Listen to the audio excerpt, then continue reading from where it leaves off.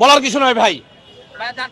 দাবি আদায়ের জন্য প্রেস ক্লাব যথেষ্ট পরিমাণ জায়গা আছে, দাবি আদায়ের জন্য ওনাদের ভার্সিটিতে অনেক জায়গা আছে।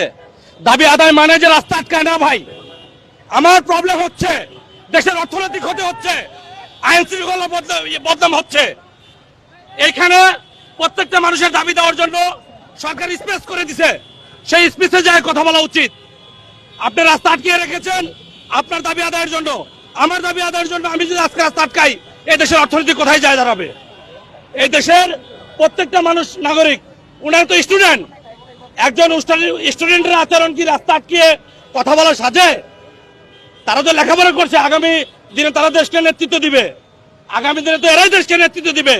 কিন্তু যদি এই ভুল পন্থায় তাদের দাবি আদায় করতে যায়, সেটা কি সঠিক হবে?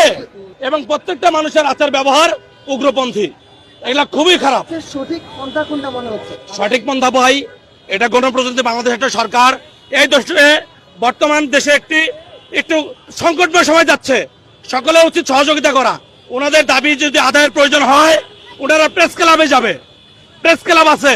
ওনারা বলছে যে ওনারা একটা ভার্সিটির স্টুডেন্ট, সেই ভার্সিটিতে যথেষ্ট পরিমাণ স্পেস আছে আন্দোলন করার, রাস্তা আটকে আন্দোলন করার জন্য। ভার্সিটিতে আন্দোলন করলে তো সেটা সরকারের কান পর্যন্ত পৌঁছায় না। এটা তাহলে তাদের নেতৃত্বের অভাব। যদি উঠান বৈঠক করে যদি একজন ইউপি মেম্বার হতে পারে, উঠান বৈঠক করে যদি একজন এমপি পর্যন্ত হতে পারে, তার মানে ওনারা যদি না পারে, ওনাদের নেতৃত্বের অভাব।